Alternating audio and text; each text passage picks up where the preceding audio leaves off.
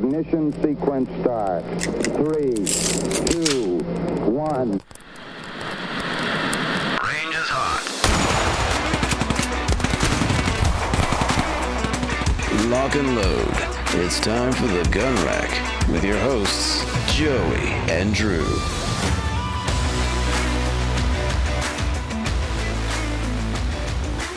Hello, everyone, and welcome to the Gun Rack's Sonoran Desert Institute School of Firearms Technology's official podcast. I'm Josiah. Other folks call me Joey, and with me we have one Drew Poplin. We're back after a little bit of a holiday break, but we are glad to be back. We both just went over our holiday seasons, and they were definitely eventful. Yeah. We hope you all had a good Christmas, Happy New Year, all of those wonderful things. And since it's January 11th, some of you might have quit going to the gym regularly already. So, Ooh. Yeah, we kind of you guys. Yeah, that's really proactive behavior, and we appreciate that here. It's kind of rejecting passivity. It's pretty sweet. Yeah, more power to you. I don't know if I ended up making a New Year's resolution this year. I think I plan to. Maybe that'll be my resolution, is to make a resolution. There you go. I don't really care for them. Not that investing in yourself to move the ball forward is not a good thing because it's awesome. It's that I've always kind of felt like if you need to improve yourself, why wait? And I think most people don't.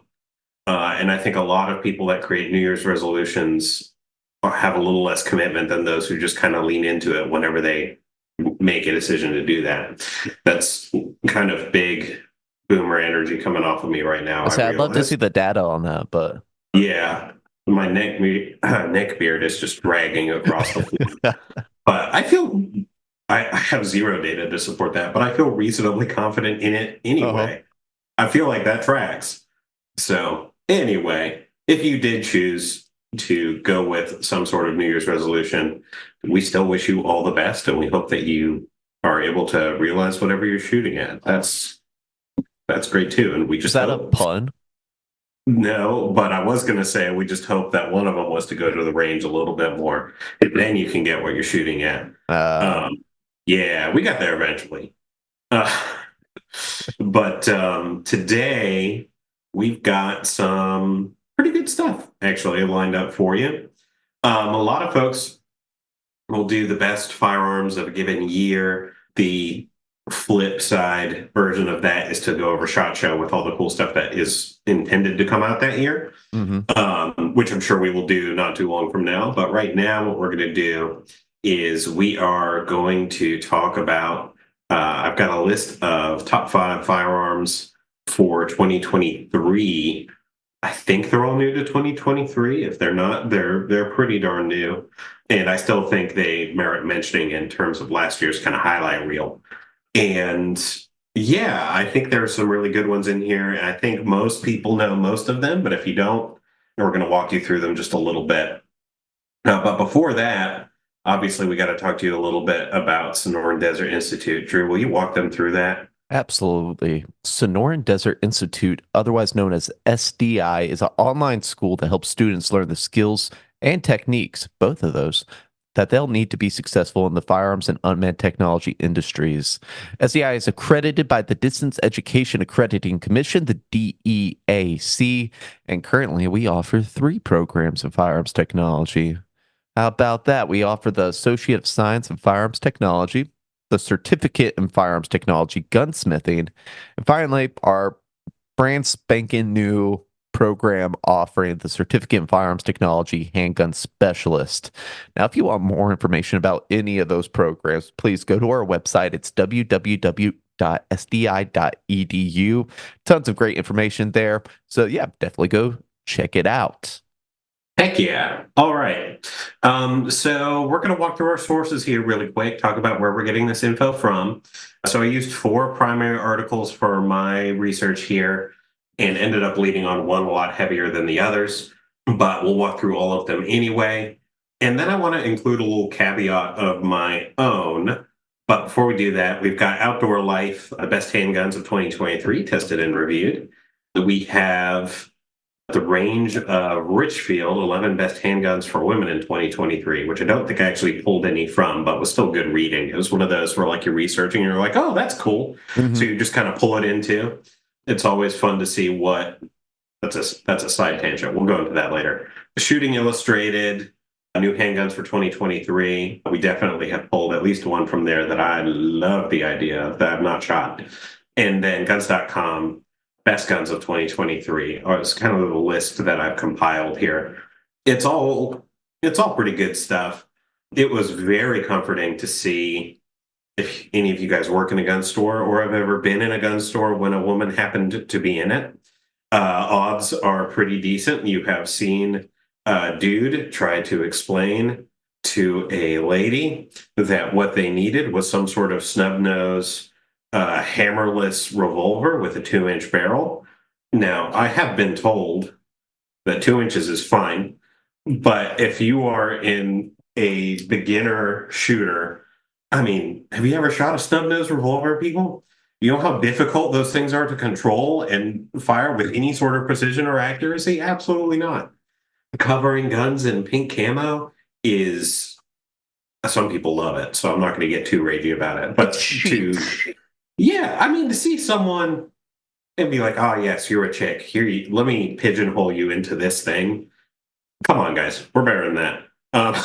It's a very quick way to send people out of our industry, and we want all the people we can get to keep our hobby and passion going. So anyway, that's my rant on women's firearms so far, and I will give credit to the Range of Richfield for not doing that.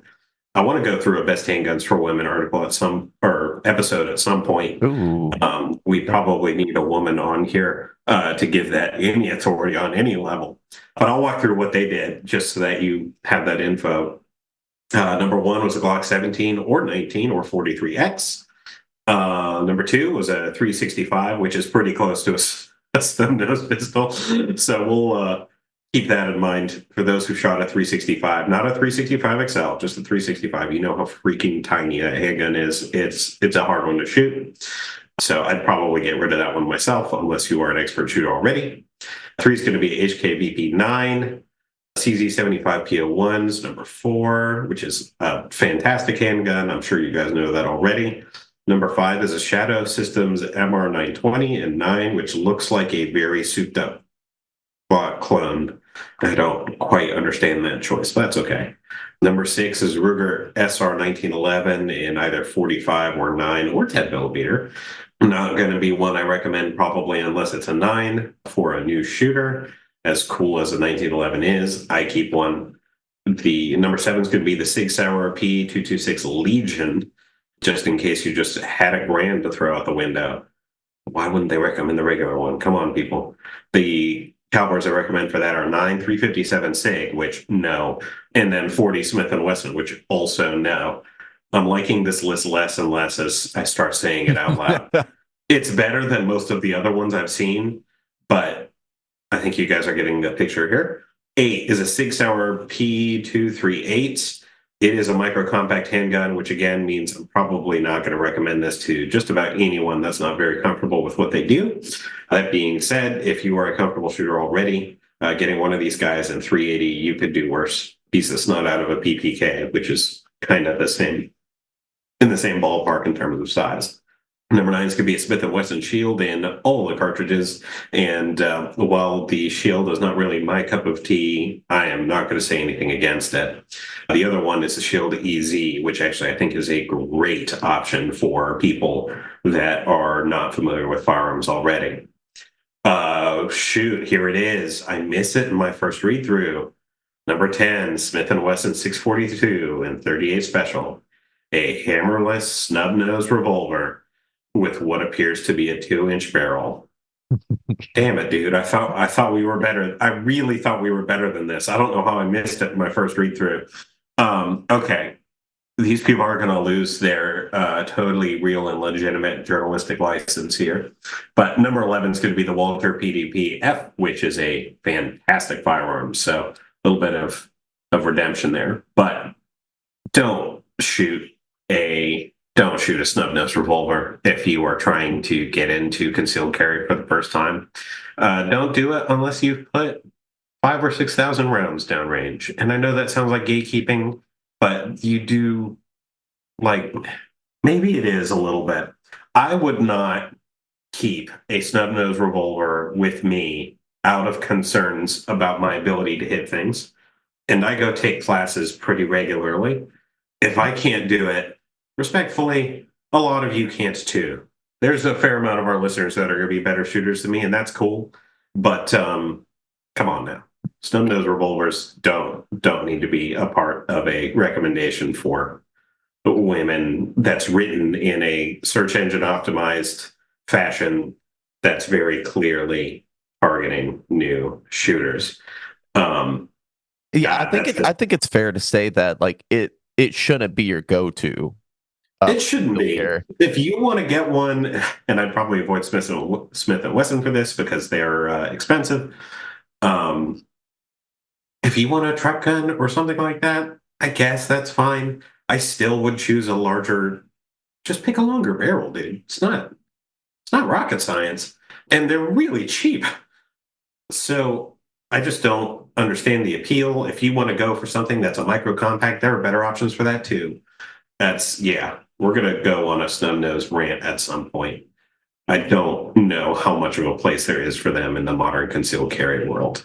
But anyway, I didn't realize I had quite a strong opinion about that until we had to articulate it here. But snub-nosed handguns are just not a thing I'll ever have in my collection. No, I'm here for a future rant. Yeah, just turn it into like a court battle or something. Yeah. Speaking of which, actually, before we go into these specifically, I wanted to hold on one second. Fact checking myself before I speak out loud. Yeah, okay, here we go. We're back. So this is not a 2023 firearm, but it's a good one. The Sig Sauer P365 XL is the most recent handgun I purchased, and I purchased it late 2022. It's a little bit over a year ago now. 2019 release, so it'll be 5 years old here before too long. But I wanted to add that in this list because it's the most recent purchase I've had, and we talked about my process to purchase it, but we haven't really talked about the experience afterwards. I've taken it through some classes now, and here's what I'll say on that very briefly. One, in terms of concealability, it is the best handgun I've ever had. I've had this thing disappear as quickly and easily as a Radon P64, which a lot of people call Makarov. It's not. But you know what I'm talking about. It's basically a PPK knockoff. This hides as well as that and is much more comfy.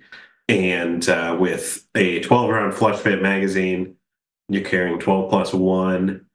I mean, it doesn't get too much better than that. Barrel's 3.7 inches. I will say it doesn't quite feel that long. I am capable of shooting fairly accurately up to about 20 yards with it. I would not want to push it past that. But again, if it's a concealed carry handgun, trying to be able to distance target shoot it's not really the name of the game for that. It's very light.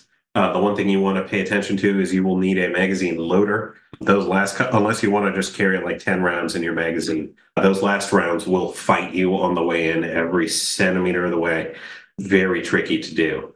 You want to clean it regularly because this isn't exactly specific to the XL or even SIG, but if you're going to conceal carry it, it's very good for warm weather. And if you are sweating in warm weather, you are going to get some very light surface rust on this thing. So you want to make sure that you are taking care to keep it clean, keep it in good shape, and all the things you need to do to preserve a concealed carry firearm. The trigger's pretty good. There are better triggers in the handgun world. There are not a lot. Like my Sig Sauer C3 has a better trigger.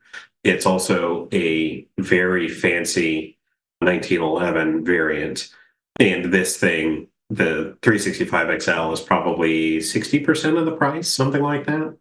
So for the price point and out of the box, the 365 XL's trigger is pretty darn good. The sights are good.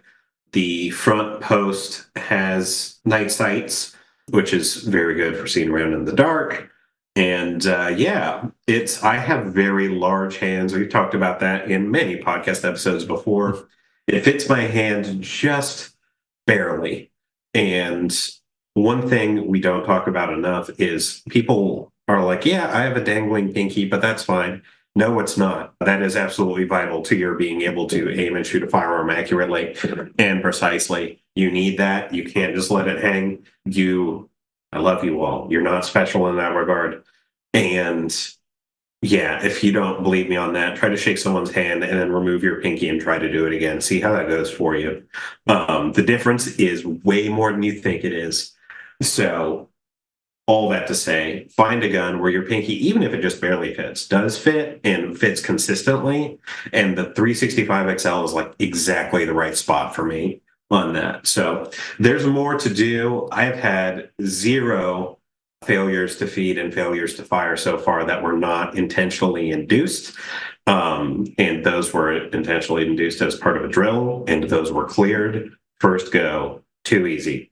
Tolerances are tight on the firearm, enough so that putting it back together took me a minute the first time. But otherwise, fantastic firearm. So that's my caveat. I don't own any of these new firearms, so I wanted to also run you guys through a new one to me. So that's that. Now, let's get into the actual meat of our program here. We've got 5 that we're going to walk through here. And yeah, let's get right into it. Fair amount of these are handguns, but I'm going to go through our 2 carbines on this list. The first is going to be the Marlin model 1894, classic. It is a lever action firearm chambered in 44 mag, and it's just really cool. I'm a sucker for lever action firearms. I think this is very pretty and good one. There's not too much to report on this firearm. It is a lever action firearm, tube fed, and has a push button cross bolt safety like a lot of you are accustomed to with a shotgun, and a half cock hammer. And barrel's going to be a little over 20 inches. It weighs a little over 6 pounds, and it's got buckhorn sights with a brass bead in front. Fairly straightforward stuff for those of you who enjoy lever action rifles. I share that one not because necessarily it is innovative or new, but for those of us who like the classics and we like historical stuff, it's fun to see those come out. Mm-hmm. And according to guns.com, that is a new firearm for 2023. The other one we've got, which I really like, this one reminds me of the Kel-Tec Sub 2000, I think it's called, which is a folding pistol caliber carbine. Well, so is this. This is the Smith & Wesson M&P FPC. They are really milking the M&P branding, but according to guns.com, Smith & Wesson's been innovative for 172 years. The latest release is no different. It is a pistol caliber carbine with a compact folding design. It's actually pretty sweet. Size and weight makes it easy and discreet to carry and transport. When open, it is 30.4 inches long. Folded, it's only 16.4 inches. Holy crap. The horizontal folding design uses a locking latch that's easy to manipulate. It's optics ready. It looks like it uses Picatinny. And looks like it initially comes with a 17-round mag and 2 23s, and is also compatible with M&P double-stack mags, which is really cool. In-stock magazine storage, which is, this whole thing is just meant to be a pack up and go kind of situation. It is still a carbine, so keep in mind this is not a handgun. So for my concealed carry friends out there, nope. This is not one of them. This got a 16.2 5-inch barrel. Don't goof on us there, but I still think it's cool. This is a pistol caliber carbine with a compact folding design. It's easy to transport, it's easy to store, and it's versatile. I think as a truck gun, it makes a lot of sense. Again, state and local laws, for the love of God, people.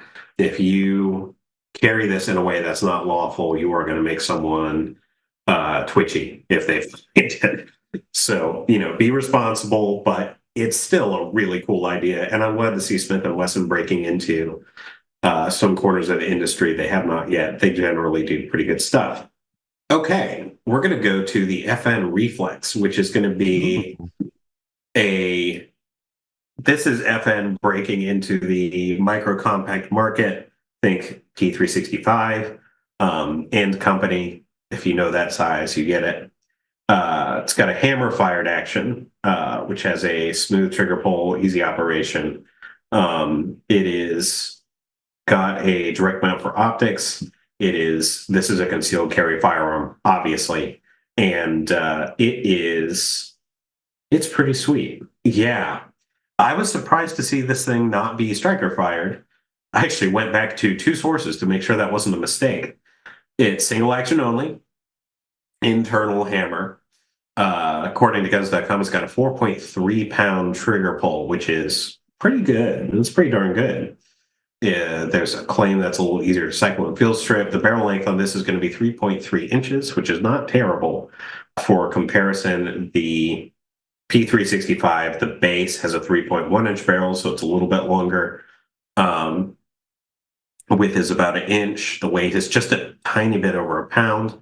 It's a 3-dot tritium front sight, which I believe is the exact same setup as the 365. And the capacity, which of course is important, is 11 plus 1. And then I think you can get 15 plus 1s as well. So this is FN saying, okay, SIG, I see you. We're going to get one for our FN loyalists out here. And if you've ever shot an FN in your life, you probably know they make good stuff, dude. I've turned into a SIG loyalist on accident. I've got my 6-hour C3. I've got my 365 XL. But if you are in the FN family, you could do a lot worse than this firearm right here. MSRP is, according to guns.com, $600, and then $660, including the micro red dot. That's your kind of thing. Yeah. So that's that guy right there. Spoiler alert, that is one of the more reasonably priced. Reasonably priced, yes, yes. I was about to say, I mean, it's on the top of best guns of 2023. I think it's recent, but that's kind of the point of this whole thing. But no, that's good. That's good. Okay, we're going to get into our, oh my. All right, we just added another one to the list. It was a top 5. We're going to a top 7. Whoops. But we've covered the 1894 Classic, the FPC, the Reflex so far. We're going to go over one very quickly. It's got, you guys know what it is, so we can move through it pretty fast. It is the CZ Shadow 2 Compact. And that guy is going to be a scaled-down version of the CZ Shadow 2. There's not that much more to say about it other than people wanted a compact version of an incredible firearm. If you've ever shot any of the Shadows, they go hard. They are really popular. The Compact's got an aluminum frame, which I used to think, well, that's kind of weird. And now I have 2, and I love them. Trigger pull on the Shadow 2 Compact is 3.4 pounds. And the 10.3 in double action, 4-inch barrel, 15 plus 1 mag. So think Glock 19 size and you're in the family. Fiber optic front sight, adjustable rear sight. It's optics ready. It's a CZ. It's kind of all you have to say, which means 2 things. 1, it's going to be a little too expensive. And 2, it's going to be it's 1.4 inches wide, which in my opinion is way too wide for a concealed carry handgun. But if you just want a cool handgun, CZ Shadow 2 is going to be awesome. So good. Every single person I know that has purchased a Shadow, and I know a few, has said if I get rid of all my firearms, this is the one I'm keeping, including a couple people that work in this field professionally. This is my baby. So it's cool. It's really cool, guys. I strongly recommend you check it out. CZ Shadow 2 Compact. Yeah. Okay. That one's out of the way. Now, the one that I just saw that I got really excited about showing you is, and this is from Shooting Illustrated. This Colt has come out with a 4-inch Anaconda, which is it's a 44 Magnum in a 4-inch revolver, stainless steel, kind of a short barrel, 6 shots. It's just awesome. 4.3-inch barrel for 44 magazine or mag is bonkers, but I think it's really fun that they introduced that to the lineup. Okay, that's more of a side tangent, but that one's out of the way. Now, our final two is going to be, I'm going to go through one that I saw and was like, oh, sweet, I actually want that. And then another one that was a recommendation from my grandfather, who still at age 83 goes shooting on a regular basis and knows what's good. But first, the one that I found interesting is the EAA NC P35 PI. PI stands for Private Investigator, according to Shooting Illustrated. It is a purpose-built concealed carry Browning high power, which is really cool. I know there's been some complaints about Browning high power clones historically about their functionality.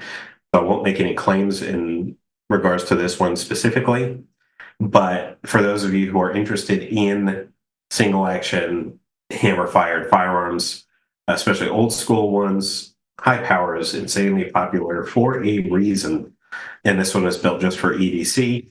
And I think it's a really cool idea. A lot of Shooting Illustrated says, when not in a holster, could serve as a bedside gun with equal confidence. I actually like that idea a lot. Although I think if you're going to have a bedside gun, you should probably have some sort of flashlight nearby. Anyway, features an ambidextrous thumb safety, a low mount rear sight, roll hammer, smooth face trigger, it's chambered at 9s, 15 rounds, just like the other one, 3.9-inch barrel, weighs 25.6 ounces, which is a little heavy for a concealed carry firearm. MSRP $630, which is not terrible, actually. I think that's cool. All right. Now we're going to go to the final one, which, if you've been paying attention to the industry, you might be surprised I haven't brought up already. This is the one going into the list. A lot of these I needed to research, get up to the date with trends, and be like, okay, what are we up to? What do we want to get into? This is the one I went looking for specifically, and it is the Springfield Echelon. Springfield Echelon is kind of an interesting firearm by Springfield. They have leaned very heavily into their XD line for a long time, and they have gotten a lot of crap for that. And this is a break from that, and this is a recommendation from my grandfather, who this is not his kind of firearm normally. It's got some pretty good stuff going for it, including a preposterous capacity. It can have 20 plus 1 or 17 plus 1. It's chambered at 9, 4.5-inch barrel, 1.2 inches wide. So this is more of a duty gun than it is a concealed carry firearm. It's 1.5 pounds, and it's got a tritium front and then a U-dot rear, according to guns.com. MSRP is $679. Guns.com says the Echelon has a few distinctive features its competitors lack, specifically modularity. I'd probably say block question mark after that, but that's okay. Springfield used an internal chassis system called the Central Operating Group on the Echelon.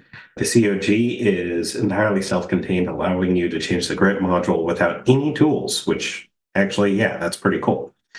And it's just really cool.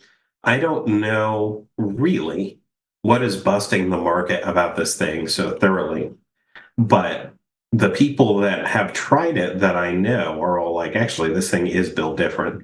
So that's one that is new. It's affordable, and while it may not be concealed carry specific, is one I am very excited to get into a little bit more down the line. For sure. Yeah. You had some good shouts there. And obviously last week we went over the guns.com article. So like some of the names came up and I was curious because I wanted to get your opinion on it. So like, yeah, you already went over like 2 or 3 of those. I wanted to get your thoughts on the Shadow 2 Compact because that was one that I was very intrigued by. The F and Reflex, we've talked about that before. Since you kind of became a 6-hour guy, I didn't know what your thoughts on the P365 AXG Legion competition was. I don't know enough about it yet. They really are writing the 365 branding really hard. If it is competition tuned, 365, which it sounds like it is, it's going to be very good at its job. I think it's going to be outside of the price range of most people in this podcast, but if you can rent it somewhere and try it out, I definitely recommend that. Yeah. I mean, it's definitely priced like a competition gun. Yeah. So you're on the money there. I'm glad you said it's your grandfather that recommended the Springfield Echelon. Yeah. Yeah. Yeah. Believe it or not, I've never really seen the UDOT site. Oh, yeah. Yeah. So I was caught off guard. I was really surprised by it. I thought it looked really, really cool. Pretty intuitive. I like it more than the 3 dots just off of glancing. You would be surprised to know, just because we've gone back and forth about Glock, you and I actually did not think the Glock 49 deserved to be on the list, on guns.com's list. I don't know. Maybe you're converting me a little bit to your side. Yeah. And I just want them to innovate. That's the biggest thing. Like, we know they have the firearms that are solid with like the 1719, stuff like that. I just want them to try something new. And it seems like every year they don't. Yeah. Which it sucks for people that like make their living talking about firearms and stuff. We want exciting things to talk about. It makes it a little hard. It's like, well, it's another Glock. Yeah. So maybe there's a little bias there too. But the last one I wanted to get your thoughts on was, I had a whole separate category. It's just a what the heck category. It was the Taurus Judge Home Defender. Ooh, I don't know that one. I'm gonna look it up. I think it looks awesome. But yeah, I just want you to see the picture of it and initial thoughts. Oh, good grief. This is not a gun that's going to last very long. What a terrible idea. I kind of respect it, though. 13-inch barrel. Oh, what the heck, dude? I guess, yeah, I hate that a lot. I mean, I could see maybe some like application if you had it like as a truck gun. It's got a kind of a grip in the front. I don't know. I don't think there's a purpose that this thing can fulfill that something else couldn't do better. What a goofy fire. I'm so mad about it. See, I feel like it looks like a sawed-off shotgun. It does look like a sawed-off shotgun. Yeah. If you want a sawed-off shotgun in 410 for some reason, I guess you could check that out. But you might as well get a cruiser at that point. Oh, but yeah, no, I was just so surprised when I was going through the list and thinking, okay, boom. Sometimes they're just on their own planet. Our friends over at Taurus. Sometimes that's cool, and sometimes that's completely insane. They're most definitely the Don Quixote of the. Oh, no doubt. Well, anyway, Joey, thank you so much. It was cool to see like some overlap in thoughts. Yeah, definitely. It makes me feel a little smarter for thinking a firearm looks good when you say it does, because you know a little bit more than I do. So made me feel good listening to your list. Again, I'll echo what I said last week. If you guys have any thoughts of your own, or like a list of your own of like some of your favorite handguns from last year, I'd love to know what you're thinking. Let us know what your list is. Best way to do that is by sending an email to marketing@sdi.edu. Just put something in the subject head saying like, hey, this is for the gun rack. And I'd love to take a look, maybe even share it on the podcast. I think that'd be really cool. Absolutely. Now, Joey, I don't want to hold you up too much longer. We know in about 12 minutes from now, Robert Kraft and Bill Belichick of the New England Patriots are expected to have a press conference. It's anticipated that Belichick might be leaving, or is he staying, or is he retiring? Who knows? But I know you're pretty invested in that. And yes, I am. Since my team's looking for a coach, I'm invested in that as well. So not going to hold you up any longer. Guys, thank you so much, Joey. Always great to see you, buddy. Yeah, you too. And folks, that has been the Gun Rack. Have fun, stay safe, and we will see you at the range. Sonoran Desert Institute is an online school accredited by the DEAC. It is headquartered at 1555 West University Drive in Tempe, Arizona. For more information about how you can craft your firearms future, visit sdi.edu.